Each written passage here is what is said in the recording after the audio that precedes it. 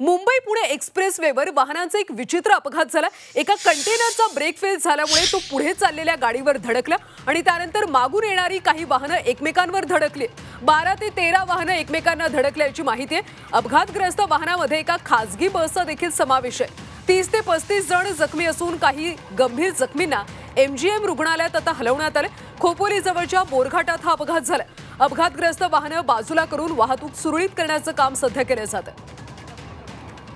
अधिकची माहिती घेऊयात आमचे प्रतिनिधी प्रफुल्ल पवार यांच्याकडून। प्रफुल्ल, अपघात नेमका कसा झाला आणि सध्या काय स्थिती आहे?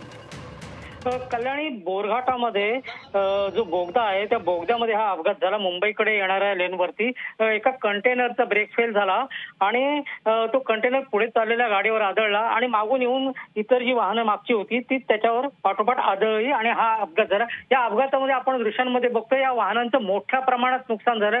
त्यावरून या अपघातात जखमी कसे असतील किंवा गंभीर जखमी आहेत याची आपल्याला कल्पना येते। साधारण 30 ते 35 लोक यामध्ये जखमी झालेत।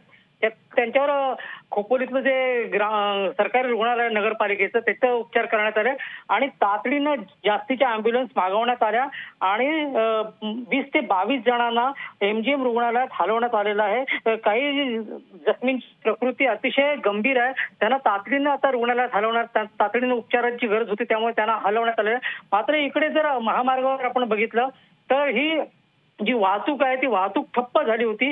मात्र देवदूत यंत्रणा असेल किंवा महामार्ग पोलीस असतील, त्याचबरोबर हेल्थ फाउंडेशनचे कार्यकर्ते असतील, सगळ्यांनी ही वाहनं जी अपघातग्रस्त वाहनं आहेत ती बाजूला केलेली आहेत आणि आता वाहतूक हळूहळू पूर्वपदावर येते। मात्र या काही गंभीर जखमी आहेत, त्यांची प्रकृती चिंताजनक असल्याचं समजतंय। कल्याणी, नक्कीच प्रफुल्ल, धन्यवाद या सगळ्या सविस्तर माहितीसाठी। तर अपघाताची आपण बातमी सध्या पाहतोय।